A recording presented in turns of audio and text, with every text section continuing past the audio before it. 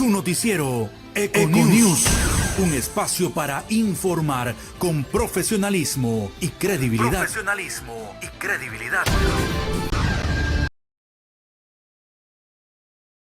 En una nueva emisión de Econews Radio. Con ánimos renovados compartiremos con ustedes las noticias más destacadas en el ámbito nacional, internacional, en el mundo deportivo y mucho más. Así que quédese con nosotros porque en esta emisión estamos recargados de información. Bienvenidos. Pero esta emisión no estoy sola, me acompaña James Tapia y Jesús Rosero. ¿Qué tal, chicos? ¿Cómo están? Buen día. Buenos días Milka, buenos días José. Feliz de estar aquí nuevamente y bueno, listo para dar la información. Muy buenos días, estimado compañero. Agradeciéndole a nuestro Padre Celestial por permitirnos estar aquí.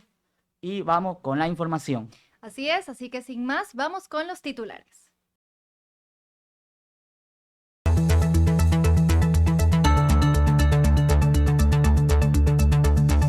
Titulares. Emergencia eléctrica. Ecuador sufre apagones a más de 6 horas diarias. Impacto de la ola de calor.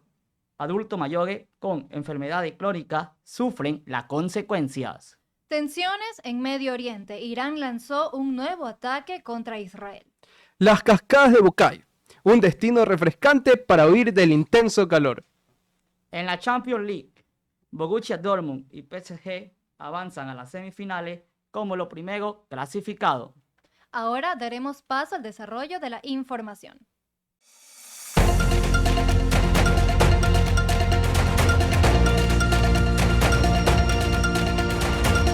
Nacionales. Ecuador enfrenta una nueva crisis eléctrica con extensos apagones que afectan a diversos sectores del país hasta por 5 horas diarias. Aunque inicialmente negados por la ministra de Energía, Andrea Arrobo, el pasado viernes el gobierno reconoció este lunes por la noche que las desconexiones se deben a múltiples factores, incluyendo la restricción de venta de energía por parte de Colombia. Este anuncio llega tras haberse experimentado racionamientos temporales desde el año pasado, con cortes de luz que duraban entre 2 y 3 horas por sector durante las horas laborables, extendiéndose ahora hasta las madrugadas.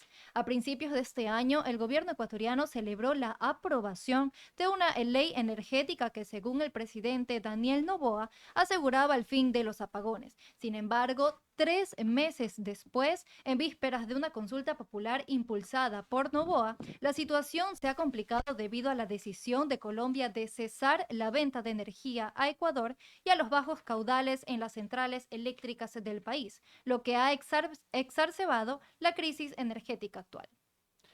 La sequía en Colombia ha llevado a una reducción preocupante en los niveles de los embalses, lo que ha obligado al país a tomar medidas para garantizar el suministro eléctrico. Esto incluye la disminución de la exportación de energía a Ecuador.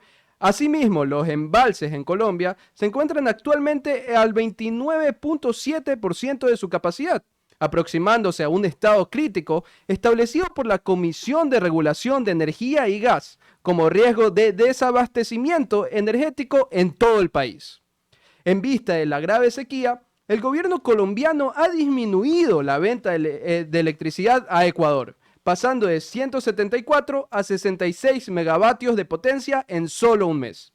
Además, ha decidido suspender temporalmente la exportación de energía a Ecuador en ciertas horas del día, especialmente a partir de las 15 horas. Para complementar esta información, dentro de poco nos estará acompañando el geofísico Diego Peña Arcos. Él es investigador especializado en geomagnetismo y climatología. Actualmente es docente de la Facultad de Ingenierías en la Universidad Ecotec. Dentro de poco nos va a estar acompañando aquí en cabina para dialogar un poco sobre este tema tan complejo que son los apagones de luz que estamos viviendo no solamente aquí en Guayaquil, sino en todo el país. Así que ya volvemos. En el micrófono.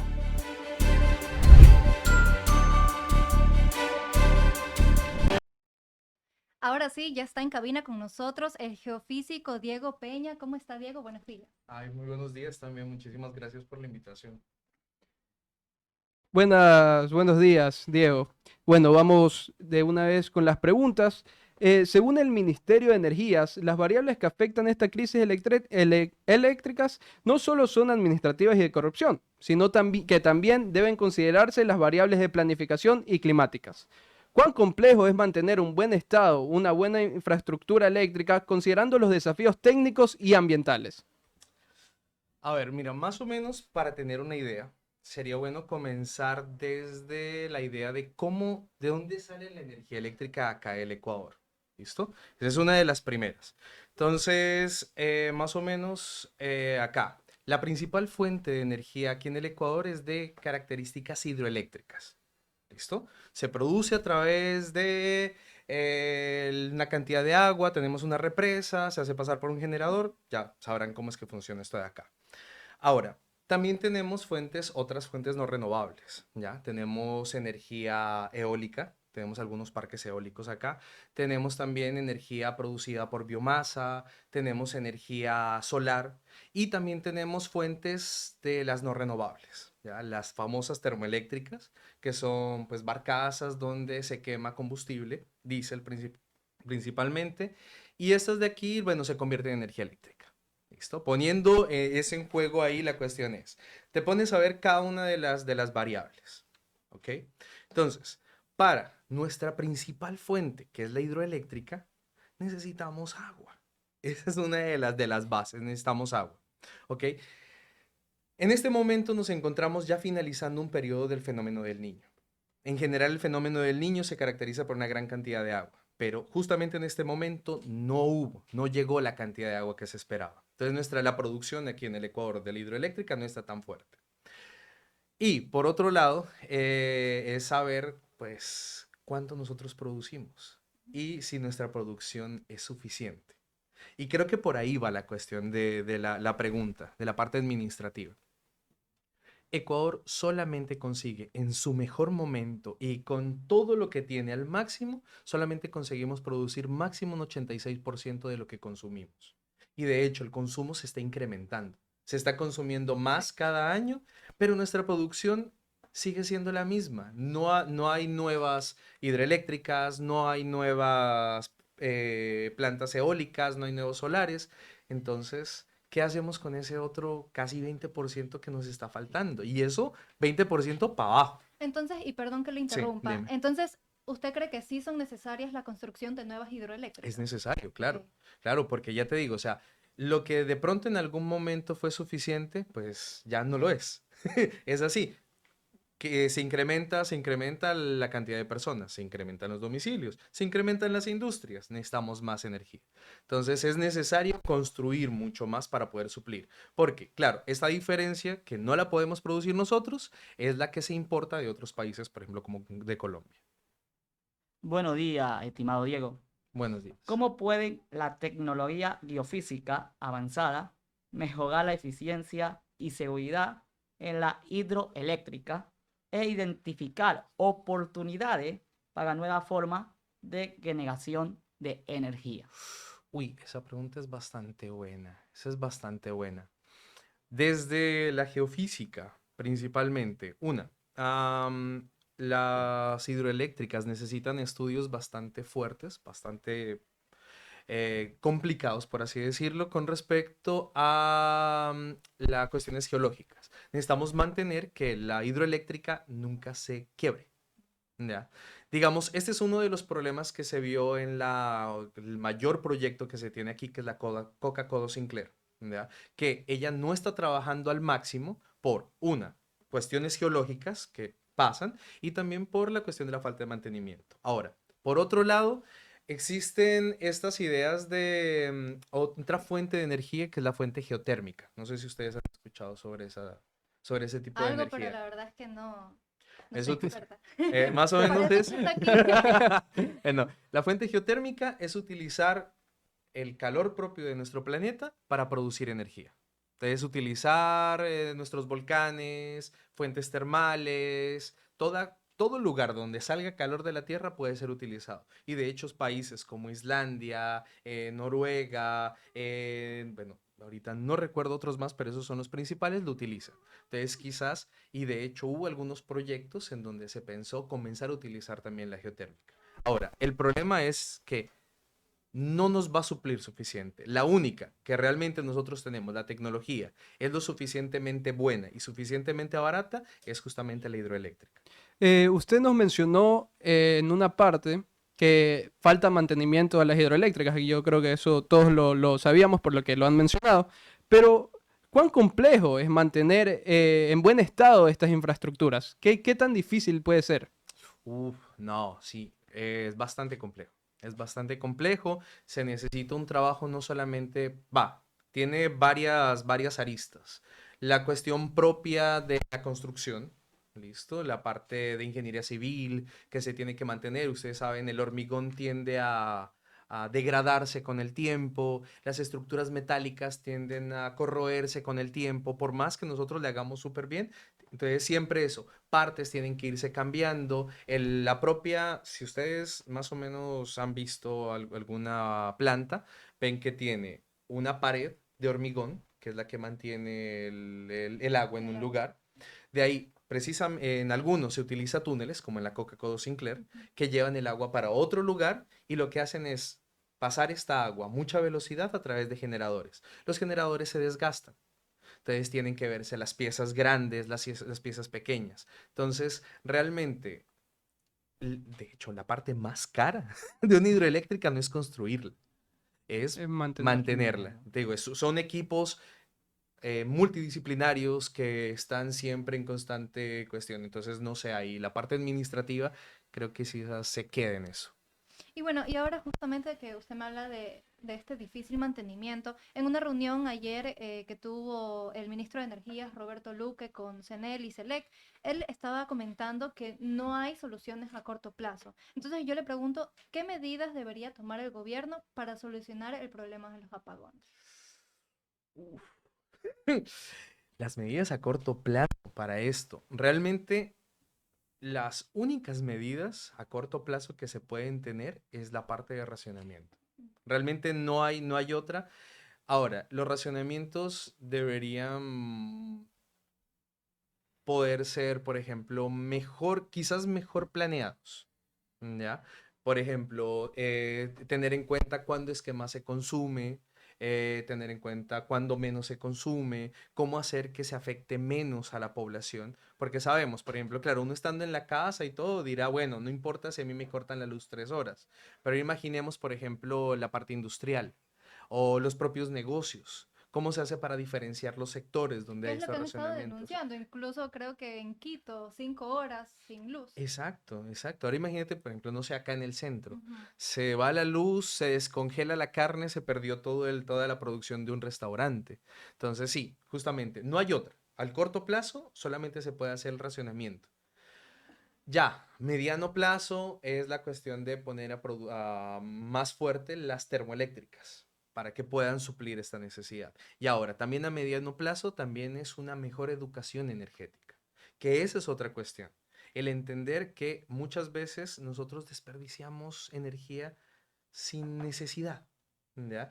En edificios, tener conciencia de la eficiencia energética, cómo hacer que consumamos menos. Nosotros como personas, las instituciones, todo eso sí nos podría ayudar en el mediano. Y bueno, a largo plazo sí es construir más. Claro. Claro, existen las hidroeléctricas, usted también mencionó otra de las alternativas, pero aparte de esas dos, ¿qué otras alternativas hay dependiendo de la naturaleza para poder generar energía?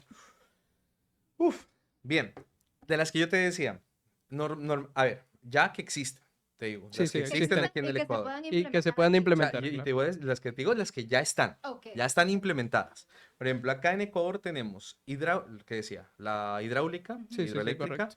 tenemos de biomasa, De biomas. la de biomasa, que realmente lo que utiliza es compuestos orgánicos, residuos de cultivos, se transforma en gas y eso y tal. Tenemos la fotovoltaica, que son los paneles como los que tenemos aquí en la universidad. Tenemos la eólica y la de biogás. Esas son las que se ha mostrado que en el Ecuador tenemos. La biomasa y biogás son bastante buenos justamente porque como nuestra producción agrícola es bastante grande y tenemos mucho bagazo. Entonces se puede producir bien. Ahora, de las que no se han intentado fue la que yo les dije, por ejemplo, la geotérmica. La geotérmica no utiliza el propio movimiento del mar, que se ha utilizado bastante en el Mar del Norte y funciona bastante bien, pues por la cuestión de las olas, y esa principalmente. Esas de ahí serían las principales. Y el alto costo de los paneles solares Ujú. son un obstáculo para su adopción como fuente principal de energía. ¿Cómo sería una alternativa? Ya que lamentablemente el ser humano, nosotros en nuestra casa, tenemos que estar más conscientes de que tenemos que cuidar la energía, no desperdiciarla en este punto, porque a veces alguien está viendo televisión y tiene la luz prendida de la sala. Y eso a la larga trae consecuencias, que las que están viviendo ahora, porque muchas ciudades tienen 5 o 6 horas de luz y están perjudicándole bastante a lo que son los negocios, como panadería, que abren su puerta tan temprano. Ujú. ¿Cómo es ese alto costo en sí? Mira, con la energía solar hay un problema. Dos, de hecho.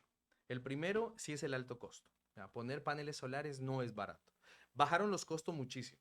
Ya, en este momento ya se puede, ya uno lo puede pensar. Claro, Uno puede, recuerdo cuando recién se implementaron que los costos eran bien altos, bien sí. elevados. Ahorita hay muchas empresas que ya lo están ofreciendo. La Universidad de Coté, un ejemplo. Por ejemplo, exactamente, aquí se puede montar casi que una planta solar bastante grande, pero en menor escala. Por ejemplo, tú sí lo puedes poner en tu casa y ya no es algo terriblemente caro. Continúa siendo. ¿De cuánto más o menos estamos hablando? Implementarlo, por ejemplo, yo quiero implementarlo en mi hogar. Mira, yo en las últimas cosas, de hecho lo estaba viendo para mi casa, más o menos lo que te dicen es el costo inicial, que es más o menos para un hogar, una casa de 2 plantas, para una familia que tenga más o menos unos 2 televisores, 3 aires acondicionados. ¿Y cuál era la otra cuestión que me decían? Y un sistema de vigilancia, que Ujú. esa es como que la básica, Claro, lo más básico. o menos está entre unos 3.000 a $5.000, dependiendo de qué tan bueno sea la cuestión. Lo que te dicen es que esa plata tú lo vas a poder recuperar más adelante con la reducción en la tarifa de Claro, en la electricidad. planilla. Sí. Ahora, claro, no es que todo el mundo tenga $5.000 para ponerlo ahí de una sola vez. ¿Ya? Entonces, eso se hace. Ahora, una cuestión que es interesante es que justamente las mismas empresas que están haciendo esto sí hacen estudios de eficiencia energética, que era lo que les decía. Sí. Y respondiendo a la siguiente pregunta, una de las cosas es entender en qué realmente estamos gastando la energía. A veces no necesariamente es la luz que dejamos prendida. Claro. Y por decir algo, un gran amigo mío, él tiene una empresa que justamente trabaja con esta eficiencia y hemos trabajado en algunos proyectos. Y él me contaba, por ejemplo, él hizo una cuestión de eficiencia energética de un centro comercial aquí en Guayaquil. ¿Saben en dónde se gastaba más energía? En la noche. Era en el momento en el que no había nadie en el centro comercial donde se gastaba más energía. Y la cuestión era simplemente porque se apagaban los aires acondicionados. Se gasta más energía apagar un aire acondicionado central como el de un centro comercial Sí, sí. y volviéndolo a prender que, por Dejándolo ejemplo, prendido. dejándolo prendido en una temperatura muy cercana a la temperatura ambiente. Entonces el aire acondicionado lo que hacía es bajaba, seguía funcionando, bajaba digamos, su potencia, su trabajo, quedando simplemente cambiando un poquito la temperatura, llegaba el otro día y ellos se ahorraron casi que era un gasto que del 25% de energía. Claro, es que me imagino que cuando tú tienes prendido el aire todo el día, hay una constancia en la electricidad. En cambio, cuando si tú lo apagas, lo prendes, lo apagas, lo prendes, hay ese Ujú. como boom. Entonces sube, baja Claro. y suben más los costos. Exacto, exacto. Y por ejemplo, otras cuestiones, la de la temperatura del aire acondicionado. No sé, por ejemplo, ¿en cuánto tú lo pones el aire Yo lo acondicionado? pongo en 16, la verdad. ¿Tú? Yo tengo entendido que al momento en que yo pongo, por ejemplo, si tengo fuera está a una temperatura muy elevada y yo pongo, por ejemplo, a 16 el aire acondicionado, hago que trabaje más el Sí. motor y por ende se gasta más energía. Exactamente. Por ejemplo, si tú lo pones a 16, eso de ahí nunca va a llegar a 16, porque si estamos afuera a 30, Es imposible. es imposible, no Sí, hay sí. forma. Pero si, por ejemplo, tú coges y lo colocas a unos 2 grados menos de lo que está afuera. Por ejemplo, bueno, tampoco 2 grados tampoco. Pero digamos que tú 24. lo pones en un 24, 22, ya en uno de los normales, 12.000 BTU, lo Sí, que sí. sea, ya te va a dar un ambiente más fresco, realmente va a enfriar y el aire acondicionado no se va a forzar tanto y no vas a gastar tanta energía y la sensación que vas a tener es prácticamente lo mismo que si tuvieras a 16, forzando menos. Y una última cuestión también es, por ejemplo, medir bien, por ejemplo, te dicen, no, mira, te vendemos el aire acondicionado de 20.000 BTU y tú lo quieres para tu habitación. Claro, no es necesario. Sí, es un monstruo y va a consumir muchísima más energía de lo que tú realmente necesitas. Entonces, ese tipo de cosas, entender la eficiencia energética es lo que les decía, una solución a corto plazo y nos puede ayudar en todo este proceso.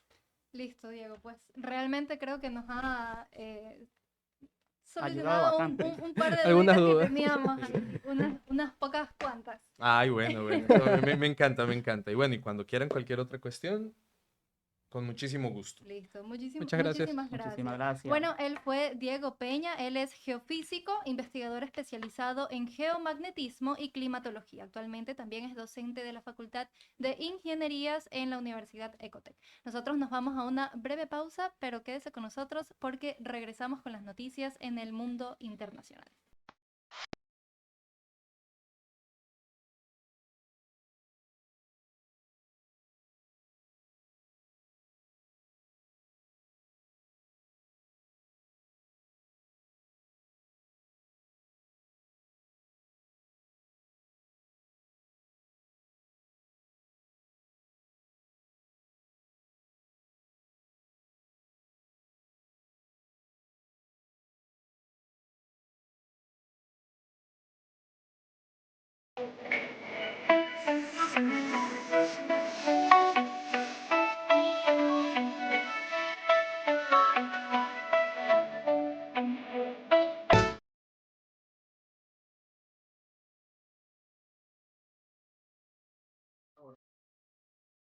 Consecuencia en los adultos mayores con enfermedad crónica.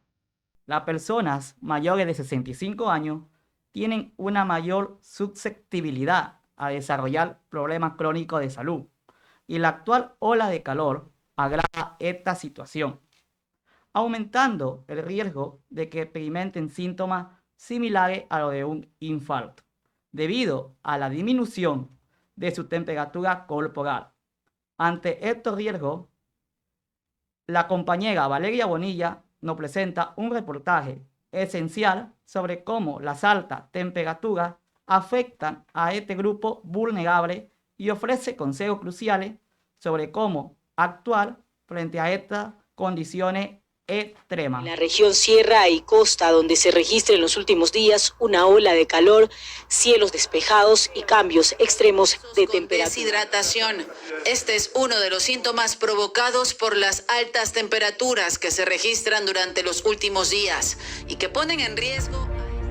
Noticias como esta sobre la ola de calor y las altas temperaturas han aumentado en el último mes, y la población más afectada son las personas diabéticas, hipertensas y adultos mayores con enfermedades crónicas.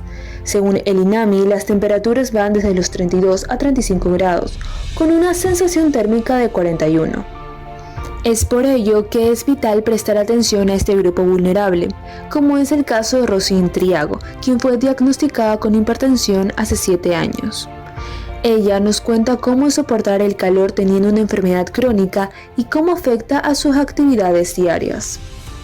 Bueno, sí, mis actividades diarias, con la ola de calor que estamos pasando, bueno, yo creo que afecta a todo el mundo y aún más a nosotros, las personas que somos hipertensas. Y a mí me da dolor de cabeza, pero ya ahí me pasa.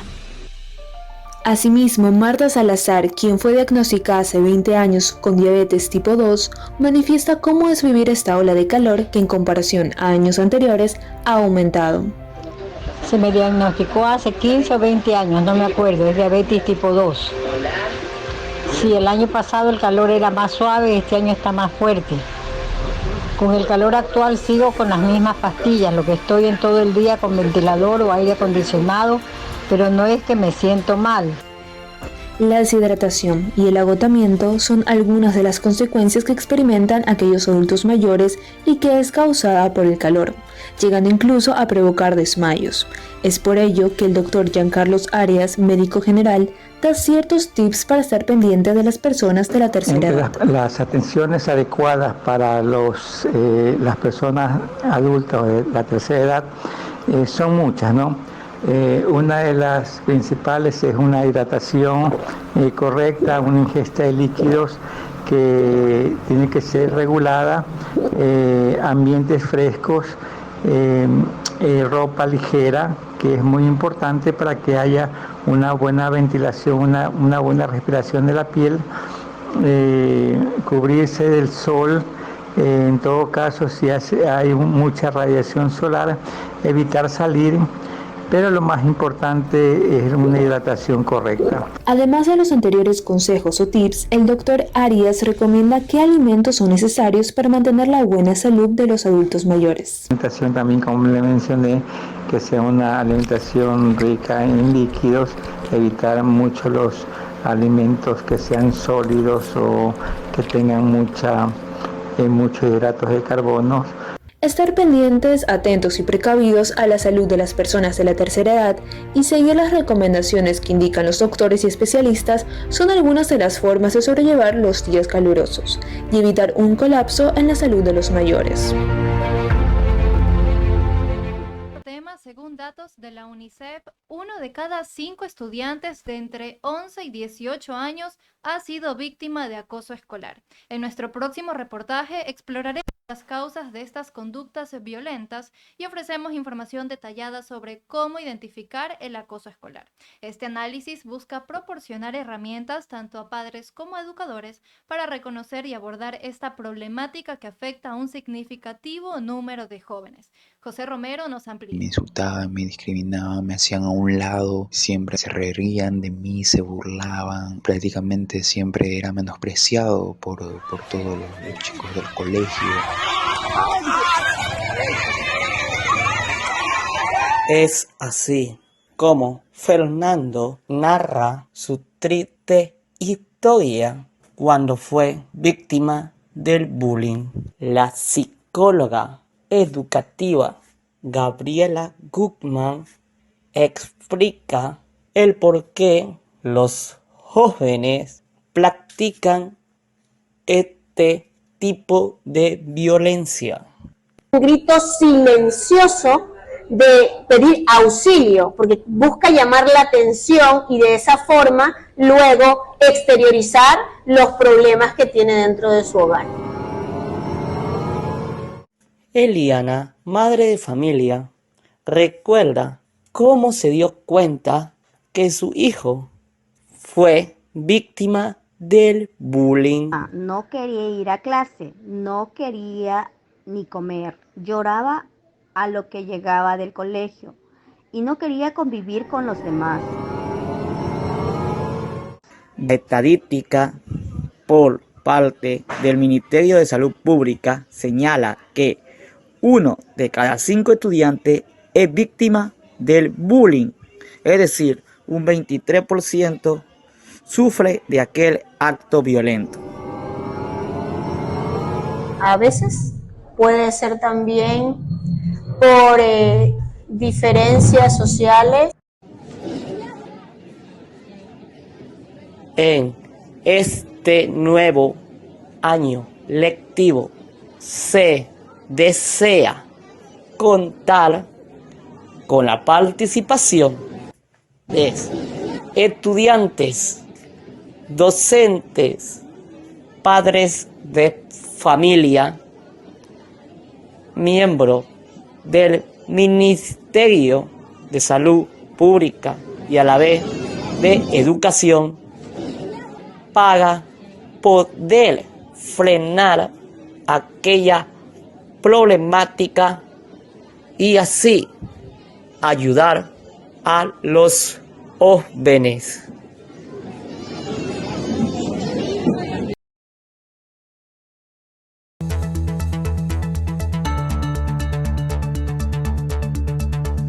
Internacionales. En internacionales, Irán ataca directamente a Israel en medio de guerra encubierta. El conflicto entre Irán e Israel ilustra la complejidad y la fragilidad de las relaciones geopolíticas en el Medio Oriente. A medida que las tensiones han escalado y las opciones militares se han contemplado más seriamente, la diplomacia emerge como una herramienta crucial para mitigar el riesgo de un enfrentamiento abierto. Marlin Yanes nos trae más información. La tensión entre Irán e Israel con el primer ataque directo de Irán a Israel en respuesta a un bombardeo en Damasco. Este incidente refleja una prolongada guerra encubierta entre ambos países, agravada durante el conflicto en Gaza en octubre de 2023, con un alto número de 1.200 muertos, en su mayoría civiles. Según las fuerzas de defensa de Israel, casi el 99% de los más de 330 proyectiles lanzados fueron interceptados, incluyendo al menos 185 drones, 110 misiles tierra-tierra y 36 misiles de crucero. Las tensiones entre Irán e Israel tienen profundas implicaciones regionales, ya que podrían involucrar a grupos como Hezbollah en Líbano y Hamas en Gaza. Israel cuenta con el respaldo de Estados Unidos y varias naciones europeas, lo que podría internacionalizar el conflicto. Aunque se consideran opciones militares, la diplomacia sigue siendo relevante. Las negociaciones para revisar el acuerdo nuclear con Irán podrían reducir tensiones, pero su éxito depende de la disposición política de todas las partes y sus aliados. Actores como Rusia y Turquía podrían ser mediadores clave. Otro tema, la brecha diplomática entre Ecuador y México y la tensión en Israel afecta la consulta popular y referéndum de este 21 de abril. Aproximadamente serían 1.300 ecuatorianos en México que no acudirán a votar. Diana Tamaín, presidenta del Consejo Nacional Electoral, explica que esto se debe a que México no ofrecerá su fuerza pública para la seguridad de los comicios, lo cual fue confirmado por la Secretaría de Relaciones Exteriores mexicana, quien notificó a Ecuador que no garantizarán seguridad desde la jornada electoral, sea en Ciudad de México o Monterrey. Asimismo, los ecuatorianos en Israel no votarán porque no se garantiza su seguridad por el ataque a Irán en ese país. Esta decisión también fue tomada por los votos de la presidenta del Consejo Nacional Electoral, Diana Tamaín, presidenta, y los consejeros Enrique Pita, José Cabrera y Estela Cero. Esta no sería la primera vez que Ecuador debe suspender un proceso electoral por falta de seguridad. En las elecciones anticipadas, los ecuatorianos radicados en Rusia no pudieron votar. Y según la presidenta del CNE, ya existen varios procesos que no se llevan a cabo en Nicaragua por relaciones diplomáticas.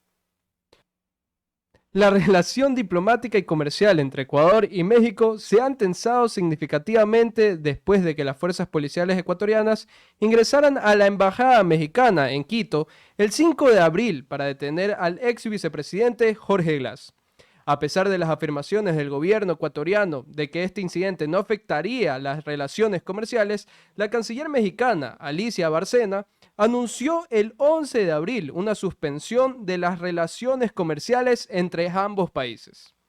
Este conflicto ha tenido un impacto considerable en la inversión directa, con una reducción del 82% de la inversión mexicana en Ecuador, cayendo de 37.3 millones de dólares en 2022 a solo 6.8 millones en 2023, según datos de la Cámara de Industrias y Producción basada en cifras del Banco Central del Ecuador.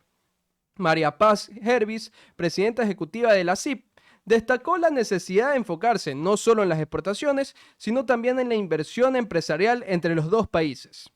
A pesar de la disminución de la inversión, el comercio de bienes sigue siendo significativo, con México exportando principalmente medicamentos a Ecuador por un valor de 68.2 millones de dólares en 2023, mientras que Ecuador exportó cacao en grano a México por un valor de 60.8 millones de dólares en el mismo periodo.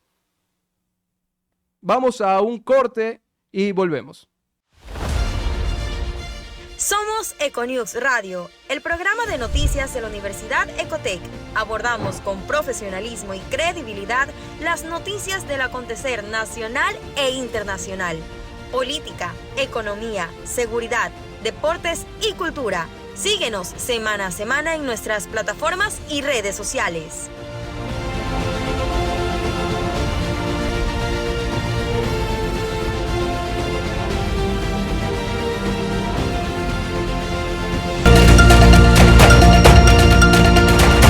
Ecotec On Time. Ofreceremos recomendaciones importantes sobre los procesos a seguir durante el día de la votación. Este 21 de abril está cerca y el campus Juan Tancamarengo es recinto electoral. Aquí te explico todo lo que necesitas saber. Los votantes podrán acceder por nuestro ingreso peatonal, donde serán recibidos por nuestro equipo de seguridad que... ¡Ey, amigo, no! Esa es la puerta de mujeres. Esta es la de hombres. Donde serán recibidos por nuestro equipo de seguridad, quienes asegurarán que todo esté en orden antes de ingresar.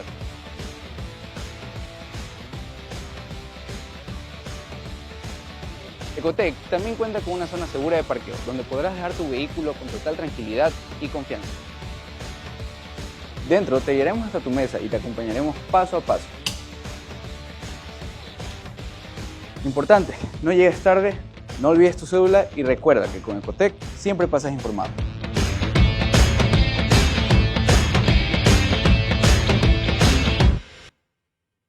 Pronto comenzará el primer semestre de 2024, que se extenderá desde el 29 de abril hasta finales de agosto. Para los estudiantes que planean inscribirse en 4, 5 o 6 materias, es crucial seguir correctamente el proceso de inscripción. En nuestro próximo reportaje, les indicamos cómo es este proceso y les proporcionaremos una guía detallada con los pasos necesarios para realizar la inscripción de manera efectiva. Esta información es esencial para asegurar que todos los estudiantes puedan organizar su carga académica sin inconvenientes y aprovechar al máximo del semestre académico. Estamos a una semana de iniciar el primer semestre de 2024, así que si aún no se ha inscrito, no se preocupe porque aquí en Econews le contaremos cuál es el proceso que necesita seguir para iniciar este nuevo ciclo. Como primer paso para inscribirse en el semestre que inicia este 29 de abril, deberá ingresar a la página web de NBS Ecotec para poder activar el pago del semestre. Una vez dentro, deberá hacer clic en la parte superior izquierda y deberá ingresar a materias y luego registro de asignaturas. Allí deberá ingresar la opción Semestre 1 2024. Una vez seleccionado el periodo, deberá leer la advertencia y hacer clic en la opción de Acepto haber leído el acuerdo de ayuda económica y declaración de conocimiento. Este último consta de un total de 16 puntos que deberá aceptar. Además, podrá tener la opción de diferir el pago de la matrícula y ahora sí podrá registrarse en el semestre tras aplastar la opción de sí registrar. Luego deberá cancelar el valor respectivo en NBS o financiero y así podrá inscribirse en las materias de su elección.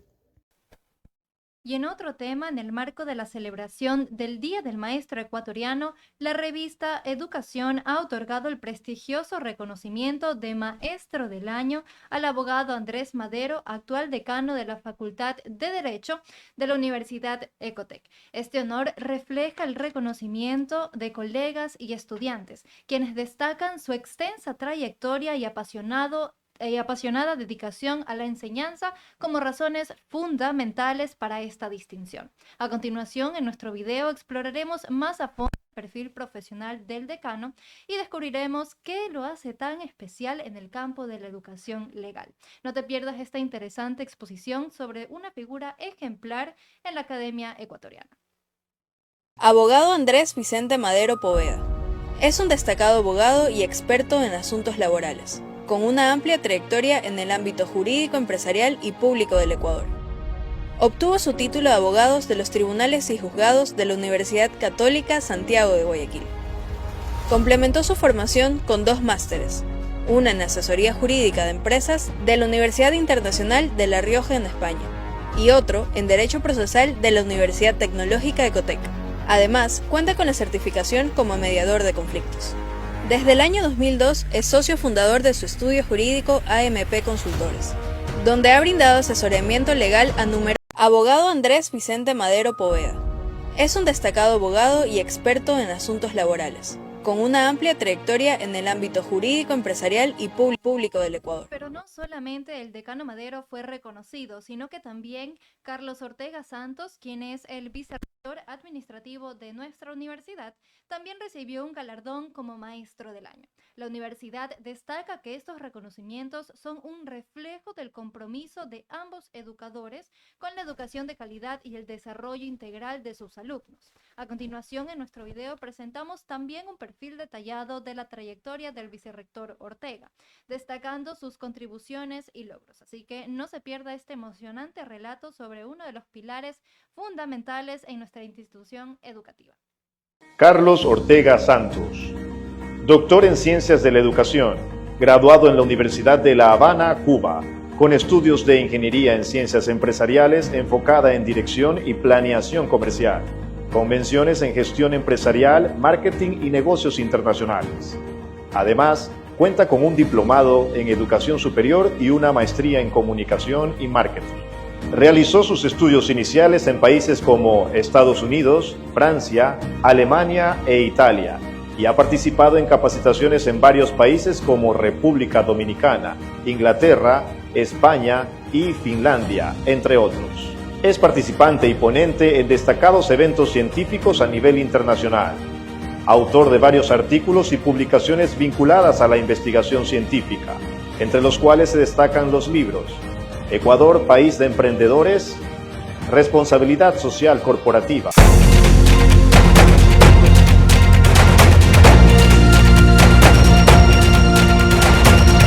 Entretenimiento.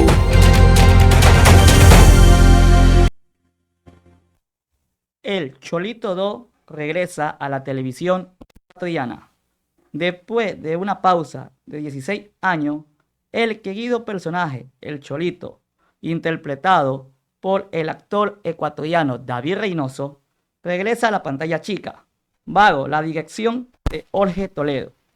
Esta propuesta ha sido muy anticipada y las grabaciones de la nueva entrega ya está en marcha.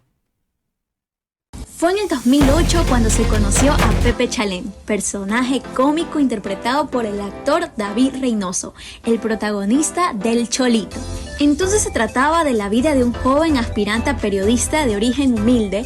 Mientras lograba hacerse un espacio dentro de la televisión, superaba la discriminación y encontraba el amor. 16 años después, parte del elenco original de la dicha producción retoma sus papeles para darle continuidad a esta historia local, que estará dirigida por el ecuatoriano Jorge Toledo. La grabación de esta producción comenzó hace 3 meses. Se mostrará el presente de los personajes ya conocidos y por supuesto se unen nuevos talentos. El Cholito 2 contará con 120 capítulos y tendrá múltiples escenarios que se verán en pantalla. Detalla el director que se han realizado grabaciones en Durán, en el barrio del Cholito, en el Cerro del Carmen, en el Puerto Santa Ana y en estudios. Toledo afirma que es un sueño que se ha demorado 16 años en cristalizarse y tiene entendido que su estreno está programado para el segundo semestre del año. La producción en general espera que el renacimiento de esta telenovela tenga la misma acogida en los ecuatorianos como la primera vez. Del entretenimiento, les comentamos que el renombrado reality Combate ha vuelto a la pantalla chica con una nueva temporada repleta de adrenalina y desafíos. Sin embargo, su reaparición ha sido recibida con cierta preocupación por parte de los espectadores debido a su horario de emisión, que coincide justamente con otros programas de popularidad como 100 ecuatorianos dicen y Soy el mejor, conscientes de la importancia de capturar y retener la atención atención del público, los productores de combate han implementado estrategias creativas y cautivadoras para mantener a la audiencia activa. El programa ha apostado por ofrecer una combinación única de competencias emocionantes y entretenimiento de alta calidad para atraer a los televidentes. Además, han intensificado sus esfuerzos de promoción en redes sociales y otros medios para mantenerse en la mente de los espectadores, incluso fuera del horario de transmisión. A pesar de esta situación, los seguidores más fieles de combate están felices por volver a presenciar diariamente las emocionantes pruebas y enfrentamientos que esta nueva temporada promete ofrecer. El Cantón Bucay se ha convertido en un refugio ideal para aquellos que buscan escapar de las altas temperaturas que afectan a varios cantones de Guayas. Cada fin de semana, decenas de turistas acuden a este destino en búsqueda de frescura y alivio de la intensa ola de calor. En nuestra próxima nota exploraremos las atracciones y actividades que hacen de Bucay un lugar predilecto para el descanso y la recreación al aire libre. Decenas de turistas acuden a este maravilloso bosque húmedo en Bucay los fines de semana en busca de un escape a las altas temperaturas. Y aquí te contaremos todo lo que debes de saber. Si viajas en carro propio, el viaje dura entre 1 hora y 30 minutos, mientras que en autobús puede demorar hasta 2 horas y medias.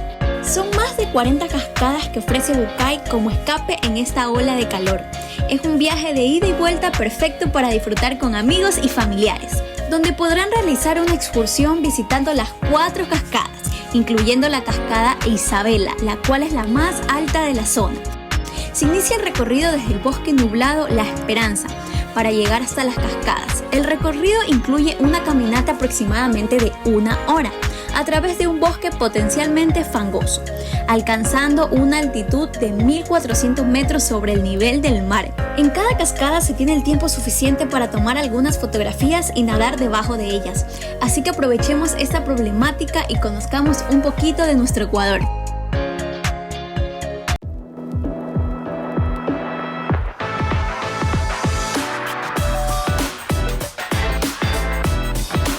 Deportes. Palas, pelotas, una red y una cancha muy particular rodeada de vidrios. Este es el deporte que toma fuerza en Guayaquil y en esta ocasión le vamos a contar más sobre él.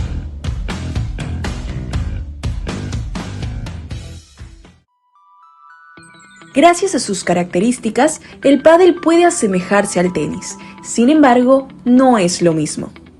Fue en 1969 cuando Enrique Corcuera en Acapulco, México, creó este deporte. Él, siendo un amante de los deportes con raqueta, lo tomó como una distracción familiar con reglas simples. Sin embargo, él no pensó en el fenómeno que años después se convertiría. Fue gracias al boca a boca que este deporte se fue expandiendo poco a poco, hasta llegar a España, Argentina, entre otros países, y actualmente está en todo su apogeo en Ecuador, donde muchos se han enterado de este deporte gracias a esta modalidad. Me incentivó a jugar pádel el hecho de que mis amigos lo jugaban y algunos familiares también lo jugaban, entonces al tener gente a mi alrededor que lo jugaba me entusiasmó a probar y me gustó y me continué jugando a partir de ahí. Llamativo no solo por lo peculiar de su estructura, sino también por su sencillez al momento de jugarlo. Es súper friendly, se le podría decir. O sea, no necesita ser una persona que sea demasiado bueno en tenis anteriormente o en ping pong o algo parecido con raqueta para jugar bien al pádel. O no, para jugar bien al pádel, sí, pero para poderlo jugar tranquilamente con gente que recién empieza, puedes disfrutarlo sin frustrarte de que estás siendo extremadamente malo. Entonces, ese nivel rookie, se le podría decir, o principiante, es mucho más fácil de estar ahí y poder divertirte mientras lo haces, porque si haces algo bien, te sientes bien contigo mismo, y si haces algo mal, créeme que vas a reírte igualmente, porque se presta mucho para reírse tanto de ti mismo como de tus amigos. Aquí culmina Econews, el noticiero de Radio Ecotec.